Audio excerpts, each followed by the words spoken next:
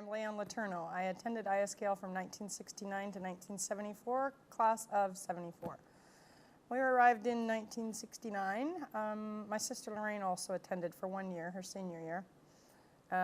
We came in September, and I remember looking at the school and thinking, what have Mom and Dad gotten us into?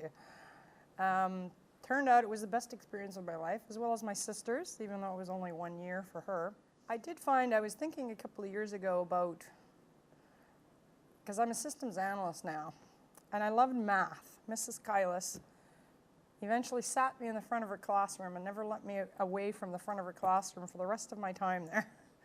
But eventually math clicked, and the problem-solving skills that I got from that is probably why I do such a good job now with systems analyst type work, you know, trying to figure out where the bug is and how to fix it and why it's happening. So there was a lot of that, and a lot of my patience too, I think I got from Sid Stewart. He was a vice principal here from 70 to 73, something like that.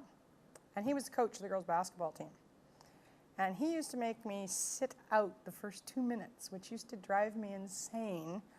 But he would make me watch the other team and their defense. So I think I got a little patience from that, because sitting and waiting was not something I liked to do very much. So it was a great experience. I would never trade it for the world. My parents were worried about us and dragging us away, but they asked afterwards, would you have changed it? No, I would not have changed it. It made me a very strong person, and a little more worldly than I think probably if we'd been stuck in the same school.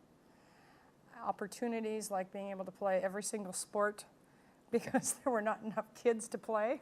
So if you could bounce a ball, you were on the team.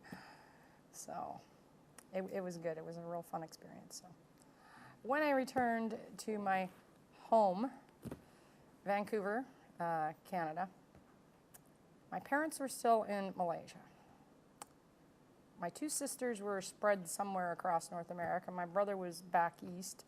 So I basically had no one. And back in those days, bus service was terrible. As everyone knows, there was no email. Letters took 3 to 4 weeks. I felt totally alone. When I tried to make friends and people would ask where I was from, and I'd say Malaysia, they'd go, where's that? And then you try to explain, and then you'd see the eyes glaze over. Eventually you get to the point where you just give up. And you just don't even bother trying to talk about your experiences to them, which in a way is bad because it shuts you down.